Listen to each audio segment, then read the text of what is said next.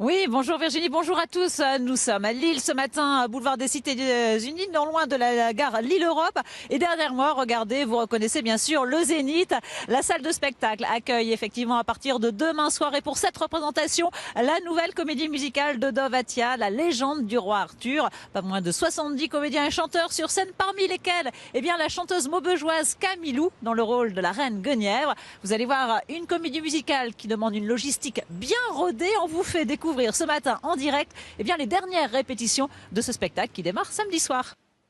Oui, dernière ligne droite avant la première demain soir, Virginie. Et regardez, là, on est sur une partie du décor, parce que vous verrez que ce décor, c'est assez majestueux. Je suis en compagnie de François Chouquet. Bonjour François. Bonjour. Vous êtes le co-auteur du livret de La légende du roi Arthur. Alors, déjà, expliquez-nous, c'est quoi un livret? Ça consiste en quoi? C'est important pour... Le livret, c'est important parce que c'est toute l'histoire en fait qu'on développe et c'est la manière de l'écrire. Et donc, autrement dit, c'est aussi bien la construction même de l'histoire que les dialogues, que les chansons, que c'est un ensemble de... On est plusieurs à travailler dessus, bien sûr. Vous avez les musiciens en même temps, vous avez les paroliers de chansons, vous avez tout ce qui est dialogue, tout ce qui est scénographique également. C'est un peu l'ossature, en fait. C'est d'une part l'ossature et également la chair, quoi. C'est-à-dire tout ce qui fait aussi que les personnages peuvent s'exprimer, peuvent incarner, peuvent exprimer leurs personnages et les situations. Ça va déterminer le type de décor que vous allez avoir besoin. Ça détermine. Ici, on est sur une partie du décor. Alors là, on est sur un... Oui, on est sur une partie du décor. Parce que ça bouge. Regardez, voilà, ça, ça en équilibre, bouge. Voilà. Oui.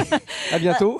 Voilà, alors expliquez-nous un petit peu ce décor, il fait... Alors, c'est un décor en fait qui lui, il y a d'abord très important, il y a des éléments de décor que vous voyez ici qui bougent, il y a plusieurs éléments mobiles qui sont soit manuels, soit télécommandés, soit... On le voit, on va passer justement un extrait de du spectacle qui a été tourné au moment du Palais des Congrès à Paris. Tout à l'arrière du décor, on peut descendre un peu et regarder. Malheureusement, il peut pas être allumé, pour l'instant, mais vous avez un énorme, vous voyez, tout cet écran LED gigantesque. On voit là justement, on voit en ce moment à l'antenne les images du spectacle de Paris. Et qui génère évidemment, qui contribue à générer tout le monde, toute la magie même de l'histoire et son environnement. Comment ça se passe Comment ça se passe les différentes étapes de fabrication d'un tel spectacle? Si vous voulez, déjà ça prend 1 an et demi, 2 ans, à partir justement du livret, parce que la première chose c'est qu'on commence à établir les bases avec le livret, et puis conjointement avance également la musique, et puis il y a un metteur en scène qui arrive rapidement. Avec le metteur en scène, on définit une scénographie de départ. Il travaille avec un concepteur de décor également, un décorateur, autrement dit, et tout avance de front. C'est comme un entonnoir en fait, si vous voulez. On part du très large. Et on part du très large. Et vous avez tous les concepteurs qui travaillent, tout ça coordonné par la production, le metteur en scène, voilà. Et petit à petit, les répétitions arrivent. Quand les répétitions arrivent, on commence déjà à resserrer un peu parce que tout le monde se trouve concentré jusqu'au jour de la première. Voilà. Et en même temps, j'ai envie de dire ici pour Lille, une réadaptation aussi parce que c'est pas la même configuration que la scène du Palais des Congrès. Donc il a fallu. C'est pas tout à fait. Il y a pas, non, faut pas. C'est quand même exactement le même espace de scène. C'est quasiment le même. Il faut juste recadrer certaines choses par rapport aux angles de visibilité, par rapport à certaines contingences. Voilà. Donc indispensable des répétitions également pour les comédiens. Pour tout le monde, pour retrouver ses repères. Jusque demain soir. Nous répétons 2 jours complets avant de jouer samedi. Voilà. Et dans quelques instants, Virginie, on va retrouver une des comédiennes principales de La légende du roi Arthur, c'est Camilou, originaire de la région. On la retrouve dans quelques instants.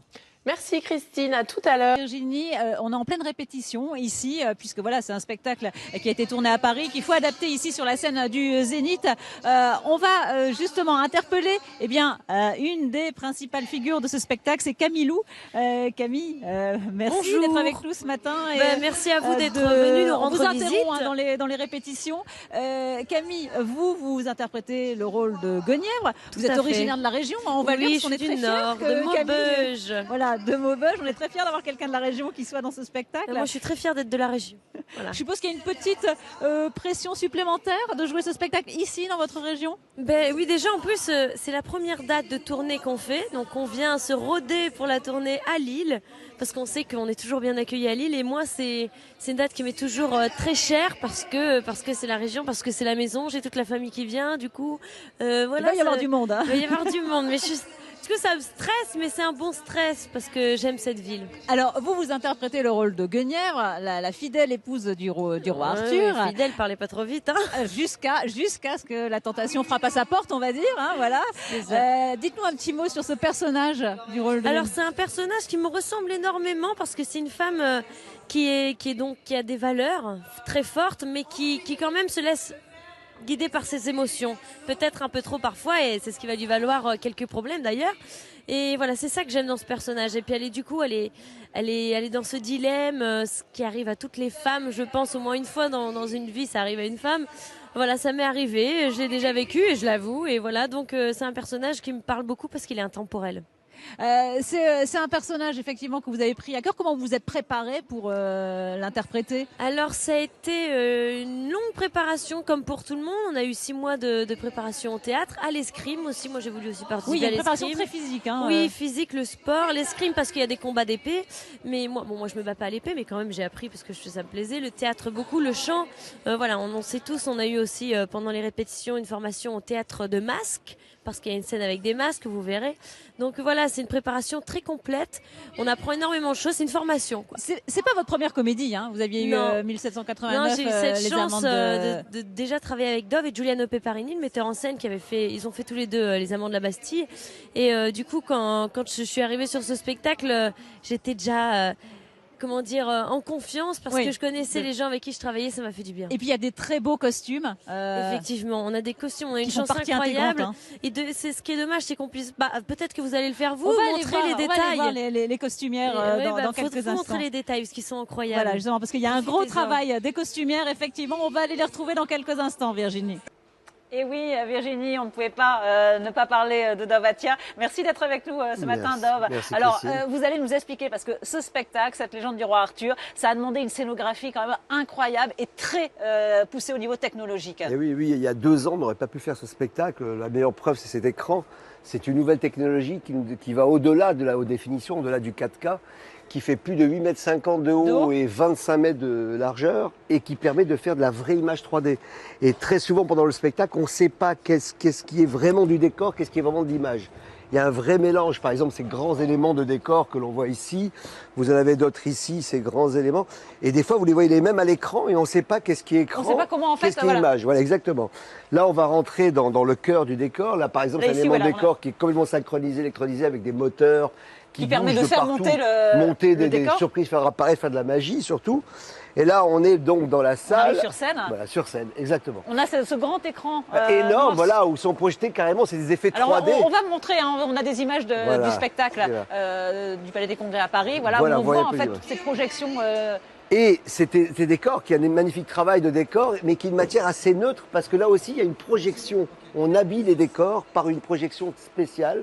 Donc c'est une couleur neutre qui change à chaque tableau. On a à la fois la projection sur ce grand écran noir et sur les décors qui sont sur le plateau. Exactement, qui bougent. Et une troisième projection sur ces très grands gothiques qui se ferment. Là, vous les voyez.